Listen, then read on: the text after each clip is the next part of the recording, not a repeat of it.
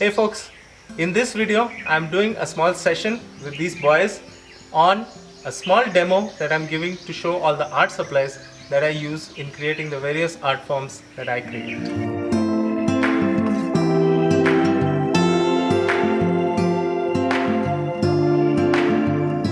The supplies that you see in front of me are the ones that I use for doing work with graphite pencils, charcoals, watercolors, ink pens and calligraphy pens. The first one that I want to share is this set of pencils that I use for my graphite work. So this is a set of 12 pencils which has an entire range ranging from H right up to 9B. So H being the lightest and 9B being the darkest. These are all graphite pencils. The next set of pencils that I have are called charcoal pencils. These are of 3 ranges: light, medium and dark, and one white charcoal pencil.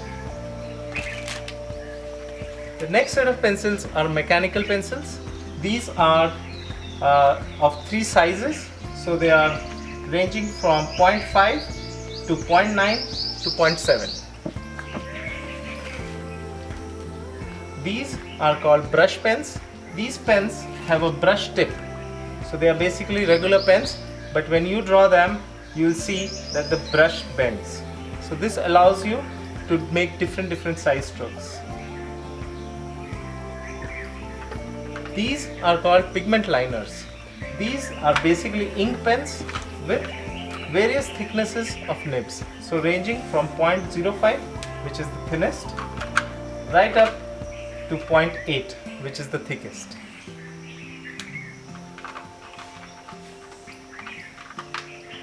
After this, these are called calligraphy pens. So these are used for making calligraphic writing. The next set of pens that I want to show are these white gel pens. These are also ranging from 0.5 to 1. These are used for creating highlights in your drawings. The next thing that I want to show are these Copic dual head pens. So these pens have 2 heads. On one side they are brush pens, similar to the brush pens that you saw earlier, and on the other side they have calligraphy pen heads. So these are regular calligraphy pens which can be used for doing any kind of calligraphic work. They are basically markers. The next thing I want to share is the types of erasers that I use. So we have the regular eraser. I have a whole bunch of those, and we also have something called the kneaded eraser. So these are kneaded erasers, meaning they can be shaped into different forms to do different types of erasing. And once you start using them and they get dirty, they can be just pulled like this and reshaped into fresh looking erasers. Other than this, I also have a zero eraser, which is used for making very thin lines of erasing, and I also have an electric eraser which is also used for doing highlights. Both these erasers come with their own set of eraser refills, so when one is used up we can use these refills to use them again. Other than this, I have this knife which is used for sharpening the pencils.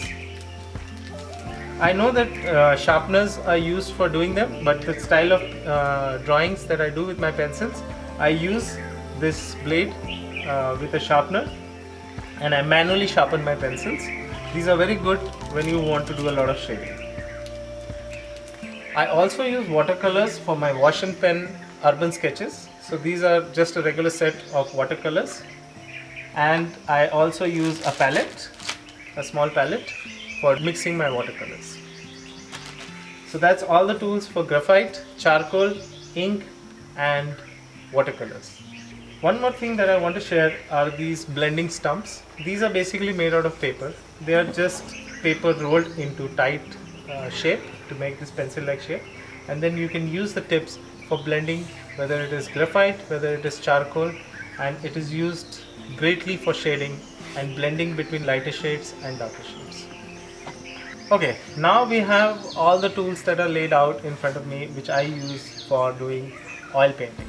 My specialty till now has been painting landscapes using the wet on wet technique made popular by the incomparable Bob Ross. The colors that you see laid out in front of me are from Bob Ross himself. These were designed and made by Bob Ross and Company and were made popular through his PBS series. I have the entire range with me here, along with the entire range of brushes and palette knives from Bob Ross and Company.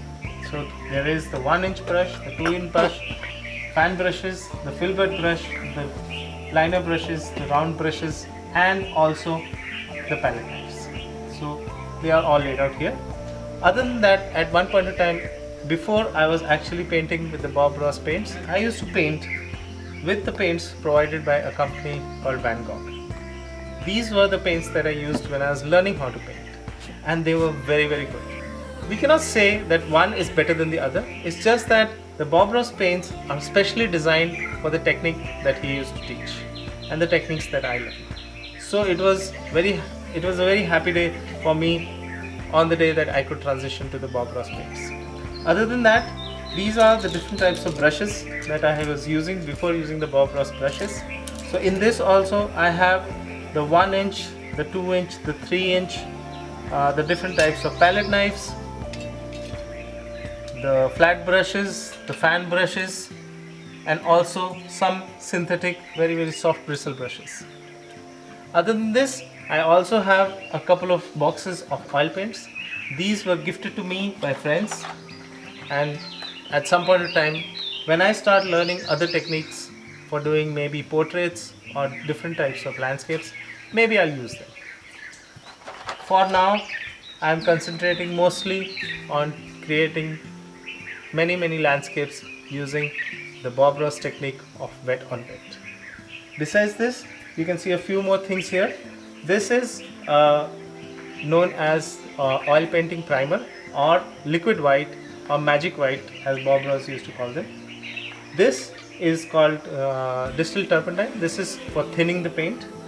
This is usually used in two ways. This is also a brush stand, and I also use it for putting this brush beater, which is to be used when I want to clean my brushes.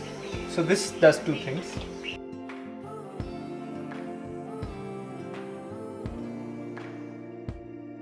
Okay, now that we have seen all the tools that I use for painting and drawing and sketching, now we are going to look at tools which help me hold the medium on which we are painting or drawing. So coming up first is a drawing board. This is a drawing board on which I can keep loose sheets of paper or my drawing books. Well, the next thing are the types of drawing books that I use. This is a simple drawing book that I use, and what I usually do is I usually take papers out of this, stick them under this clip, and then draw. The other type of drawing book which I have is a bit more thicker and a bit more bigger, and these I directly stick under the clip and draw on them. So whether I am doing any kind of drawing or portraits or any kind of practice, whether it is with graphite, charcoal, any medium that I use, or doing my own studies, I use this drawing book. I also use a drafting brush. This is mainly used when I want to remove eraser dust, or if I want to clean up if there is too much graphite or charcoal in one place. This is a very handy tool for artists. I also have a drawing board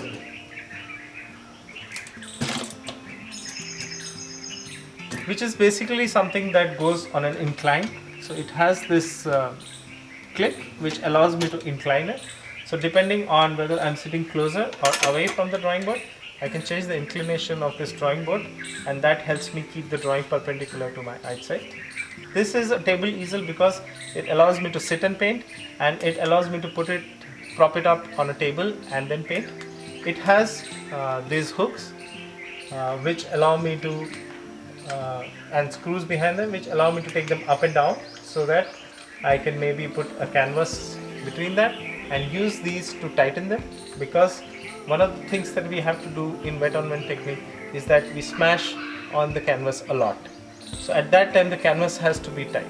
So this kind of setup, which has a above and below clamp, is very good for fixing the canvas so that it doesn't move. Finally, I have an acrylic palette. This palette is very useful for putting all the colors up when I'm painting and then mixing them if required on the palette, or keeping them separate and mixing them directly on the canvas. One of the techniques that is used in the wet and wet technique. That's it, folks. Those are all the tools and equipments that I use for the various styles of artwork that I do. I would like to thank the boys for joining me in this demonstration. Cheers!